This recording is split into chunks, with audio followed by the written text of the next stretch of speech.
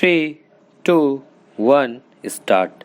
The war could have been evaded second time too during the Cairo meeting of the Arab nations.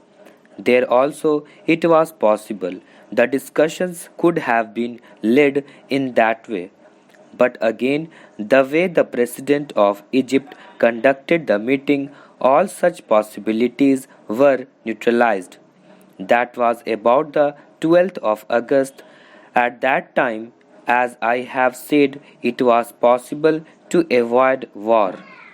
It was again possible in January itself, when the United Nations Secretary General went to Baghdad and had meeting with both the Foreign Minister and Saddam Hussein. I do not know why his report was not made public then.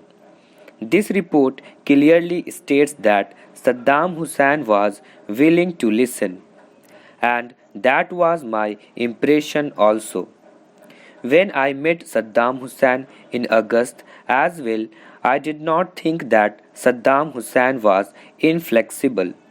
All those who now project that war was foreseeable all that time live in a world that is far away from reality.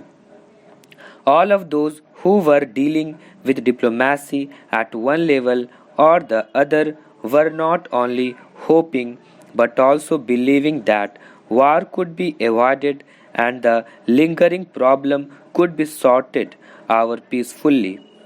Now we see that it is the peaceful citizens who have suffered and are saying this.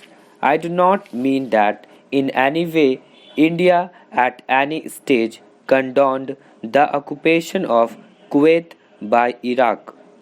We were in step with the rest of the world.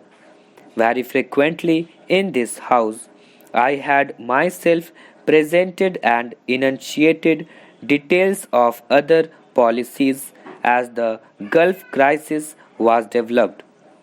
I had stated that our policy was three-pronged rather four-pronged. One, we were against the occupation of Kuwait. We wanted Kuwait to be evacuated. We were keen that this problem should be sorted over peacefully. That is why, even while voting in the United Nations, every time we said it. Last time, when I addressed the United Nations at the end of September, I insisted on it. I said that the problem could be and should be sorted out peacefully. The third aspect that persistently emphasized was that it should be possible to work out a solution of entire problem of West Asia. This is the three-pronged policy. Then there was a fourth dimension of it. That dimension was very close to our lists. It was the fate and lot of our fellow citizens living in Kuwait and in Iraq.